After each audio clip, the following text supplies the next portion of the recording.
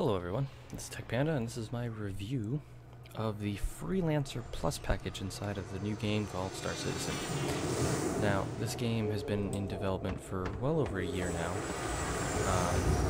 and so I'm just going to show you pretty much a review of the hangar module and some of the dogfighting. The dogfighting will be in a separate video, but for now I'm going to go over that baby right there, and I'll show you kind of the layaway vehicle you do get with the Freelancer Plus package. Sorry, I have to turn down that sound volume. That's can I? Ah, interesting. Can't slide them, but you can just adjust them there. Okay. Anyways, so here we have the basic Hornet. This is your layaway vehicle until they actually get the Freelancer into the dogfighting module. Now, that being said, I did previously have the Aurora LN and the 315P, but I don't like the Hornet. It's not that it's bad, it just the weapons this thing comes with sucks. I mean, my 300i, I could one-shot, two-shot people with the Ovinsky cannons. I had two of those, and I had one of those Bulldog repeaters up there. And this, with its miniguns and the two Bulldog repeaters, like, it's not... to me, it doesn't seem powerful enough. I mean, the only time it's good is when you actually have those miniguns laying down into someone. Like, if you have their shields up and they're hitting them with this, you're not doing anything. It's when the shields go down that these things actually hit well, but they're not as accurate because they're physical projectiles. So, you know, you shoot them in one direction, they don't really curve or move in the way that you would think they would. So, good ship. Not for close dogfighting, probably for far away action, it'd be very good. And maybe they might change the default layout. Because if these things were miniguns, like laser miniguns, holy crap, would this thing be very, very overpowered for dogfighting. But they're physical projectiles, so they're good, but not the best. But I don't think I can actually get in this. Oh, I can. I actually can now. I wasn't able to get into this before. Come on. Stop being a punk. There we go. Okay, got it. Oof. That was pretty difficult to actually get in. Alright, let's try it. Show you around the cockpit. Oh, and sorry if my keyboard's really loud. It's a Black Widow, Razer Black Widow, and it's really loud. And I have a Yeti, so the Yeti likes picking up every sound that you don't want it to pick up. So, but here's inside the F-17 Hornet. Close that canopy. Oh god, no, I don't want to go into the arena commander. No. Oh. No. Thank you. Alright. It's pretty detailed, but this video is not about reviewing this thing.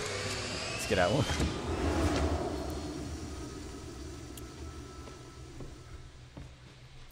But anyways, I mean, this game, I mean, for what it is, you know, it's hard for me to justify spending the amount of money I've spent on this game. I mean, I've spent about 160 bucks on this game, and I actually don't even have anything to show for it except a vehicle that I don't like, and one that I absolutely love but I can't fly. Like, to me, it's very stressful, only because, you know, I know they're working on it, and I know it's way too early to be asking anything of them, but I just wish they would push letting us fly these. Even if it's really buggy, at least let us fly the fucking ships we bought, you know? I mean, like, this thing is an absolute behemoth. Yes, it's not as big as a Constellation, but to me, this actually feels better than a Constellation for what this is actually designed for. Like, the Constellation is a massive ship. It's spectacular. But the problem is the layout of it doesn't make sense. And that's one of the reasons they're changing the whole layout of it now. They're instead of the P-52 being in the little cargo bay, it's going to be on the back of the ship, and, you know, now since the cargo bay is there, well, where else are they going to put anything? You know, like, they're going to have to redesign that, because then behind that, there's the crew room and, you know, the bathroom, and now that's going to be an engine room, so it's like, you have to redesign the whole ship now. So, I like the Freelancer. This is the Segway ship, pretty much, I feel like, what it's going to be. It's very powerful too. I mean, this was a cargo ship. This is the Explorer variant, the DUR. But I mean, okay, if you saw a trade ship with these, there's one on this side. Look how big this thing is. Okay, for a size comparison, look how big I am. Like, that's... What kind of cargo you hauling? Goddamn Queen's Jewels? Like, holy crap. It's huge. But there isn't just one of them, there's two of them. And there's missiles that are bigger than my body over here, too. I mean, yes, there are the smaller ones. Well, I mean, I say small, those are... I believe those are bigger than your standard missiles. And then there's just, like, this big one. Like, what is that big one for? What could you possibly need that for on a cargo ship? No clue, don't care. That's why I bought it. So, you know, you got, I think, six of these on each wing. Yeah, you got 5 and then one big one. So you have 10 of the smaller ones, 2 of the giant ones.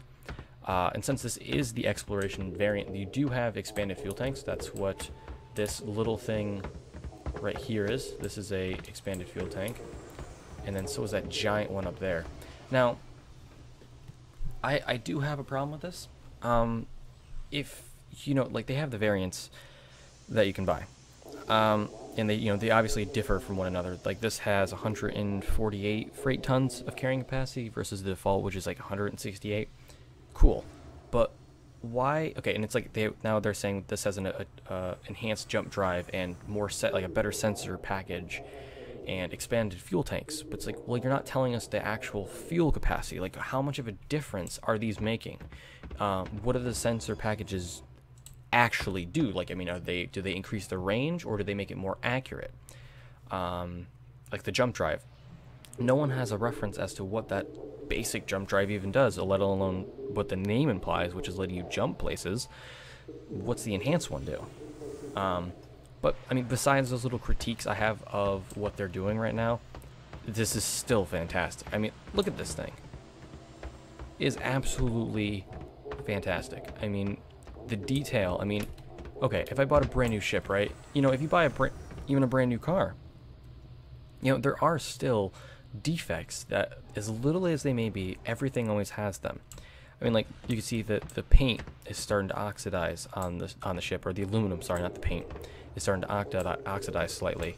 You know, the slight wear to these missiles, because obviously missiles don't come with this thing when you buy it from a store. These most likely are aftermarket, and so, you know, they have little wear, tear from, you know, handling of them. It's just it's the attention to detail I absolutely love about this game. That being said, again, going back to this is the exploration. The covers, I can't actually remember the names of these, I apologize. These are covered, like they still have that default little cover on them, and then they also have these expanded aluminum fins, which I'm assuming help for more straighter distance speed, less maneuverability, obviously, but I feel like those are going to be adjustable. Like, you can close them to go faster in a straight line, or focus the heat and thrust coming out of these into a more narrow point, giving you a faster straight speed, and then you can probably open these up or at least retract them in order to kind of go back into your basic, you know, freelancer flight kind of idea. Also to point out that all the landing gear here is fully raisable. The only reason I mentioned this is it looked like in one of the videos I was watching that someone didn't think that these went up, like back up into the ship. They actually do. If you look at the seam right there, that seam that comes down and it follows this whole thing, it actually kind of opens up like a taco shell, and then that slides back in, and those close over it. So those do close. They don't just slide up. They can fully retract back into the ship. Here is one of the many TR2. No, wait, those aren't even the same size. Okay, so that's another thing they have to really work on, because it says that this has 8 TR2s,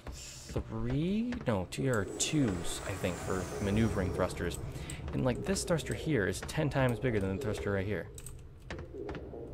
But I mean, that could be just the way it's yeah, look, that's still bigger over there.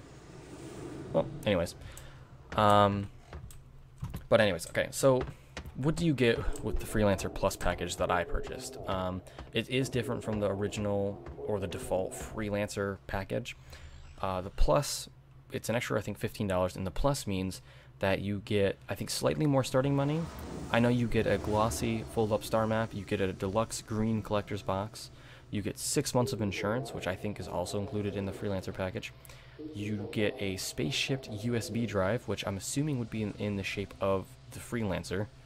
I don't think they would just give you like a UFO-shaped flash drive. That doesn't seem to make any sense to me. You get a physical CD of the game soundtrack, and you get a hardback engineering manual.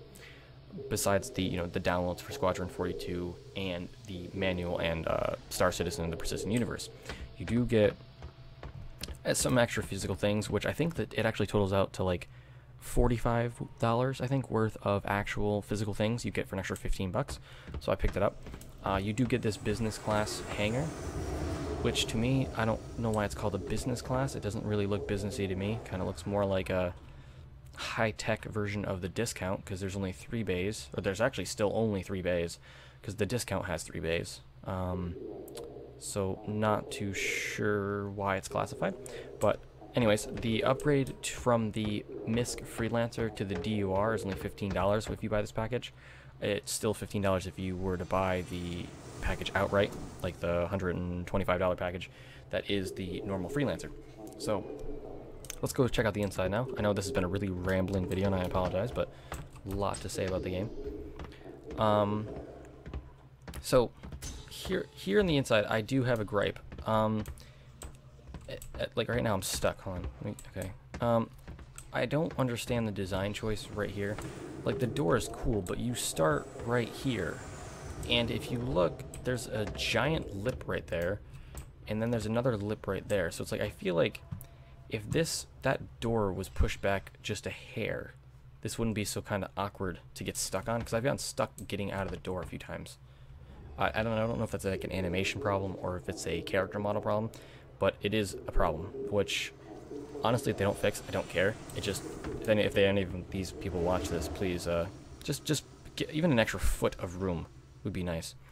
Anyways, you have these placeholder button model things, and I'm assuming that yellow one is the pressure in here in the cabin. The second one is the pressure inside the secondary cargo hold, which a lot of people don't know what this is. That's a secondary cargo hold, and the third being the actual cargo hold which is in there. So yeah, that's actually considered in the schematic of the ship a secondary cargo hold, which also doubles as a I'm assuming a hatch for entry and exit, since you do have the telescopic ladder here.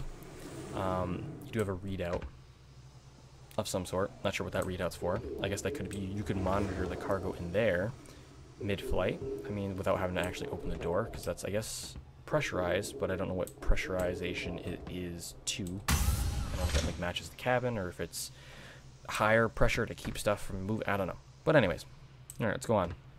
So you leave the front door. You have a fold-down table with what appears to be only one seat. I don't know if there are multiple seats. This does look like a table fold out. It could be like a medical seat, because there are like those 2 screens behind it. I don't know if those actually function for some reason. You have the same thing over here. So that's 2 tables with overhead storage. You do have a sink with, looks like, some cabinet space. I'm not sure if that's going to be usable or just a placeholder. See, like right now I'm stuck because of this door, and that's like the worst place for it to be. Ugh. Anyways, this looks kind of like a little TV. I'm not sure if it's a TV or if it's a like a panel or something, or like a mirror.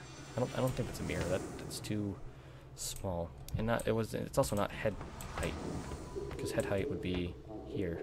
It's down there. Well, anyways, you have 4 bunks, which are all usable. I do have a question about these. What does that do? Like, is that actually like a screen to watch stuff on, or is it like an alert system? So say if you were sleeping and like something happened, it would like beep and wake you up or something. Don't know. That's on both sides. It's not up there though, which I don't know why. But anyways, you do have the one overhead light. Now here is another thing. I know this is a lot of not understanding, but bear with me. There are 4 seats here, and yet it says the maximum crew is 2. Well, I would agree with that, but then why did you put these placeholders of things that kind of look like they're important. I mean, that kind of looks like a radar with, I guess that could be like multi-level radar, like, you know, if it's up above or to the sides view. That kind of looks maybe like a power level indicator. I'm not sure. Right here on the end, where it says like 1 backward CE. I don't know. You know, like you say crew of 2. Well, what is this? And I mean, obviously they're matching because those are placeholders, but you know, I wouldn't mind crewing this thing with 4 people. That'd be cool. You know. Just wondering if these are only going to be for specific things. Anyways, come up here to the cockpit. Oh, one thing to mention. You can sit in these. Obviously, it says use. The seats actually look pretty comfortable, but they're not nearly as comfortable as these. Like, look at that. That looks comfy. And then, you know, you have your pilot over here, co-pilot. You know, I'll sit down here in the pilot seat. There are a few things which I love about this. I mean, like, the visibility is spectacular. I mean, obviously it's not as good as like the 300i or the Hornet. Well, the Hornet actually doesn't have good visibility, sorry. But, you know, this looked great. But I don't understand why I can't turn my head. You know, like this is all I can turn my head to? Really? Like, if I'm looking straight and I turn, that's it? I can't even look, like, across to the co-pilot with this. You know, if there's someone was sitting there, I could not look at his head. And that's a problem. And I don't know if it's something they didn't think about, or if it's just a bug, or maybe they didn't finish modeling or finalizing the inside of the Freelancer, which I know they didn't, because it's not in the dogfighting module, and it's not in, you know, there aren't, all the animations on this thing aren't done. But still, okay, if I want to sit in a cockpit, I'd at least like to see the other guy I'm flying with, you know, so he's not like trying to kill me or something. You know, might be a little bit important. But going on, this thing looks fantastic. I mean, even like the under the HUD lighting. I think there's lighting on this next to the seats. I can't tell, but everything looks good. And it's also a tall ceiling too. Like, there's a lot of storage in here. I mean, there's a ton of storage for everything you're ever gonna need. But okay, let's go back. You know, I already kind of talked about the secondary cargo hold, which I guess you could use if you needed like an overflow compartment for cargo. But you know, they label it as the secondary cargo bay, yet you have this, which, you know, if it was a real, hey, there's actually a hole there. That's interesting. I guess it's really safe in here, huh? See a little hole? Huh. Well, you know, there's an access hatch there in the middle of the secondary cargo bay, which apparently I can't even stand in here, judging by the stickers. That's fine. I don't want to stand here. I want to keep going back. So, go back here to the cargo hold. Now, since this is the DUR exploration variant, I was actually surprised that they didn't make something back here. You know, like, this is built for exploration. Why do I have 148 tons of frigate cargo space? Don't know. I mean, unless they're thinking that you can have cargo that you can actually use, like if you were to load up in cargo back here, go through that kind of airlock secondary cargo bay area and come back here and get supplies. Like, maybe you can load up cargo fuel. Like, maybe you can actually have fuel in, say, tanks back here, and then you'd have to stop the ship, open the back door, and like have a few like friends or AI help you carry this out, or you know, like carry it out and fuel up the fuel tanks, or they might have like a fuel port in here, maybe like, you know, like maybe like right here on both sides they'll have a fuel port, and so you can just have huge fuel tanks back here. And obviously, since you're gonna be exploring, like, that's the most important thing. It's gonna be fuel, and then obviously like rations, food, medical supplies, drinks, water, things like that. So I feel like that would be the only purpose of keeping this giant cargo bay. Like, this thing is huge. I mean, it's not as big as the Max or the Constellation, but it's still a hell of a lot of space for nothing. I mean, you're exploring new places. What are you going to be carrying? Like, you're not going to pick up cargo from, like, say, I don't know if they're going to be having the world Earth. You know, I don't know if they're going to have Earth in there, or they're going to call it something else. But you're not going to carry, like, you know, 148 tons of cargo to the middle of nowhere. Like, that's just pointless. At first, it's going to slow you down, and then you're just going to waste and well, just waste fuel. So that's something I'm absolutely looking forward to. Maybe they might make this modular. Maybe they'll have, say, you can retrofit this with, say, like a medical bay or a lounge area, you know, kind of make it more towards like a Constellation type ship, but not a Constellation, you know what I mean? Like make it for exploration, but don't just, you know, make it like modular. Like say there's like maybe like a rail in here and you can slide in a whole medical bay and it'll lock in. So for long trips you have medical supplies and things like that. But going on, you do have a manned turret, which I really wish I could use, but you can't. That just opened the back door, which is absolutely amazing the way it works. What are you doing, man? Huh. Well, there's still bug fixes. Bug fixes, and bug fixes. But you do have those, which is pretty cool. You do have you do have a manned gun turret, which actually looks pretty... It looks pretty intense, if you don't ask me. I see 4 barrels on each one of those little spokes.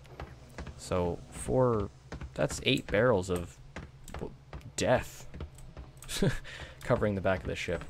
Which, okay, can I close this door? Oh, I can. That's another thing. Can you please add buttons?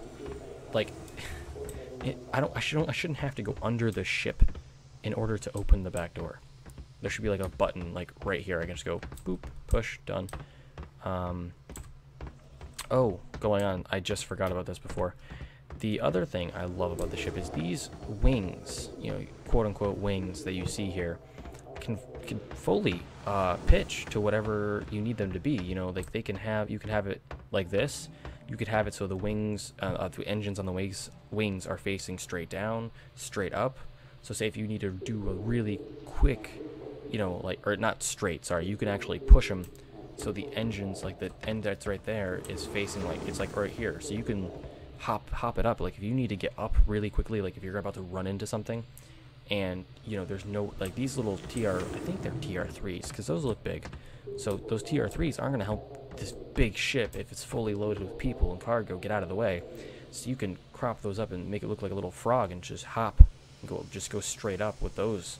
That's a cool feature. I wish more ships had those rotating engines, because I feel like that's definitely more physically accurate to what you would need in order to get up or down quickly. Because I mean, also for landing, you know, like those engines are not going to land this craft. They're not powerful enough. They're only maneuvering thrusters, so they're not lifting thrusters in full gravity of a planet. Or even if the planet has double the amount of gravity that, say, Earth or whatever starting planet you're on has, like you're going to need some serious oomph, and I think that's definitely a cool design choice.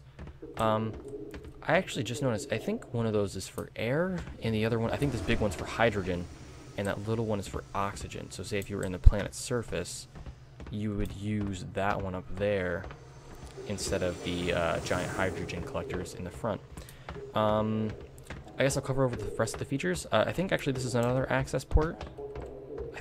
I mean, I don't know what else that would be, but it's there. You do have these 2 things. I believe these help aid with the sensory packages, which are those giant antennas. I think those are for the sensory packages. I say packages because I think there's 2 different sensor packages on this. I think this one here in the front is one of them, and that is a secondary one up there, or a primary and secondary. But well, anyways, I think here's my 2 cents about the whole package. I mean, it's great.